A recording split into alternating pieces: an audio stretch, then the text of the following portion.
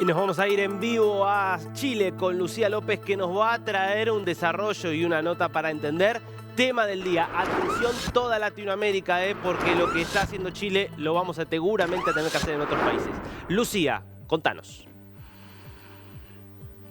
Sí, efectivamente, lo que te había adelantado, el interesante proyecto de ley que se promulga en la jornada de ayer, la ley de ciberseguridad que crea la Agencia Nacional de Ciberseguridad, pionera en Latinoamérica, y lo vamos a desarrollar para entenderlo mejor con uno de los expertos que fue invitado precisamente a exponer a las comisiones del Congreso y a las mesas técnicas, experto en regulación tecnológica, además líder de Data and Privacy de Asertivo, una consultora experta precisamente en estas materias. Juan Pablo González, muchas gracias por estar con nosotros aquí en DNews. Y la primera pregunta que te tengo que hacer es, a grandes rasgos, ¿en qué consiste esta ley de seguridad cibernética y además la agencia que crea?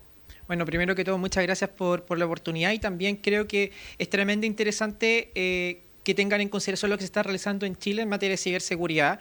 Hemos sido uno de los países pioneros, sobre todo, por ejemplo, a nivel de política nacional de ciberseguridad, y bueno, con esta ley, que viene a consagrar también algunos de los hitos importantes, particularmente con la creación de una agencia de ciberseguridad, y esto se produce por un desafío que estaba a nivel interno, en el que en Chile hemos contado con diversos desafíos, particularmente de que existan diversas, por ejemplo, regulaciones. Hemos tenido regulación en el sector financiero, en el sector eléctrico, en el sector de telecomunicaciones, y que lo que necesitábamos es particularmente una coordinación y una gobernanza muy fuerte.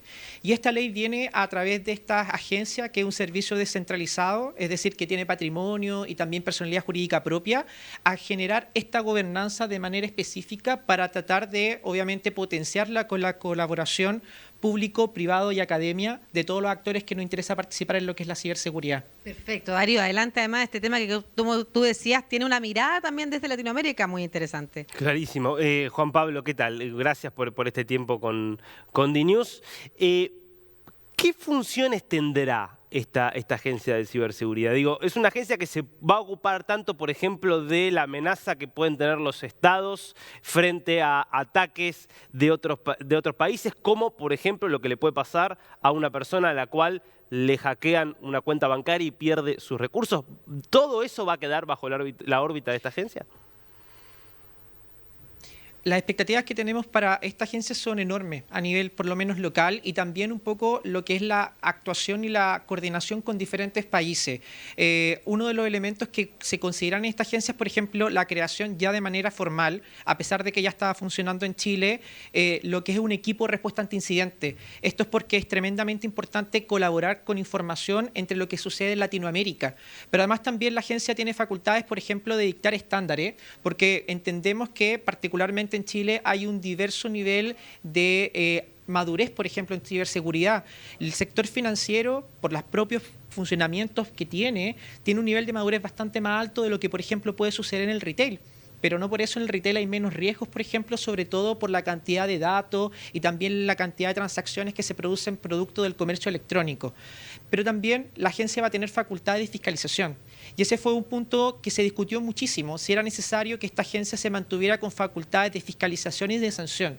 Y se optó que en esta oportunidad la agencia sí debía tener esta facultad de poder sancionar eventualmente a quienes infringieran la regulación, considerando que es una regulación que se aplica a dos grandes catálogos de instituciones, a los que son denominados servicios esenciales, que son el sector público, y algunos sectores particularmente privados que tienen un rol preponderante en el país, por ejemplo, el sector eléctrico, telecomunicación, el sector financiero, y finalmente a los que son operadores de importancia vital, que claramente aumentan un poquito también en cuanto a los deberes que deben cumplir por el rol estratégico que tienen en el país y en la economía. Claro, y ahí nos encontramos entonces con esas multas que yo mencionaba hace un rato, Darío, que esta agencia podrá aplicar. Adelante, por favor. Ahora, en principio, entonces estamos hablando de fiscalización, de la posibilidad de multar, de fijar estándares. Ahora, ¿no tendría algo parecido así a un poder de policía, por ejemplo, para ir detrás de hackers? En ese caso, esos esas facultades ya se encuentran establecidas, por ejemplo, en PDI, acá en Chile, la Policía de Investigación, a través de una unidad especializada y también a través de lo que se realiza con el Ministerio Público.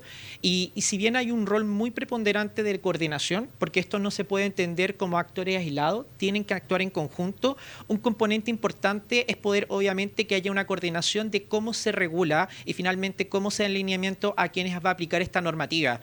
Uno de los grandes desafíos que hemos tenido a nivel nacional es que a veces nos encontramos con mucha regulación que no necesariamente conversa entre ellos, y probablemente uno de los tremendos desafíos que va a tener esta agencia es la articulación, la homogeneización y la coordinación de todas estas regulaciones para que todos actuemos en pro de generar un espacio seguro, particularmente todos los ciudadanos.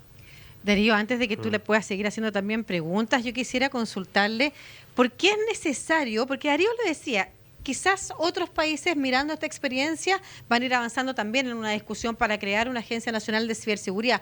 Hoy día, aparte de los casos que hemos visto en las noticias, ¿cuál es el verdadero riesgo al que nos exponemos y por qué es tan necesario avanzar rápidamente? Así como también por qué otros países han estado tan lentos en esta discusión. Hay que tomar en consideración que gran parte de la legislación chilena, particularmente esta ley que se promulga, viene de base de la directiva europea. Y Europa tiene un nivel de madurez diferente en materia de ciberseguridad. Ya hace mucho tiempo han dictado, por ejemplo, la directiva NIS, ahora hace poco la directiva NIS 2. Están trabajando, por ejemplo, en temas de ciberresiliencia y otros conceptos que son más técnicos para efectos de entender que la ciberseguridad ya no es un componente únicamente técnico del área TI o del área de ciberseguridad, sino que es estratégico. Es también algo que puede afectar a nivel eventualmente político y también a nivel económico.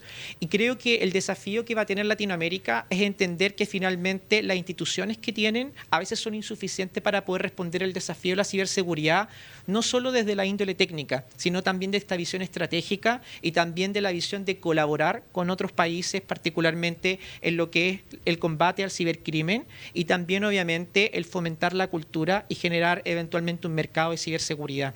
Muy bien, Darío, por favor. Sí, yo tengo una última pregunta corta para Juan Pablo, agradeciéndole nuevamente por el tiempo, que es ¿cuánto nos falta también en materia de educación para saber cómo defendernos nosotros como ciudadanos justamente de caer y terminar siendo víctimas de algún ataque? Es una muy buena pregunta, porque usualmente lo que ha pasado en estas materias es que nos hemos centrado enormemente en los componentes técnicos, en generar firewalls, en instalar eventualmente también dispositivos técnicos o eventualmente software, pero el componente más débil siempre es la gente. Siempre somos cada uno de nosotros que podemos ser objeto eventualmente de algún tipo de scam, de algún tipo eventualmente de phishing, y yo creo que la cultura es un componente tremendamente importante que a veces uno lo deja de lado, pero en este caso en particular creo que es la punta eventualmente importante para poder avanzar hacia una cultura de ciberseguridad en los países particularmente más desarrollados en estos temas, que podría mencionar por ejemplo Estados Unidos, España y también parte de Europa, son particularmente entender que la ciberseguridad es un componente también de higiene digital diaria y que finalmente no es solamente un tema relegado para las áreas técnicas, sino también que finalmente es algo que está en el día a día de nosotros. Claro, muy importante y es parte también de las misiones entonces que tendrá esta agencia, que es generar educación y cultura en torno a la ciberseguridad. Muchas gracias, Juan Pablo González, líder de Data and Privacy de Asertiva, que es una consultora experta en estos temas y además experto invitado precisamente por sus investigaciones académicas respecto a regulación tecnológica a las comisiones en el Congreso que discutieron precisamente esta ley de seguridad que crea entonces la Agencia de Ciberseguridad en Chile, Darío. Gracias, Lucía. Interesantísimo. Después volvemos para ampliar otros temas.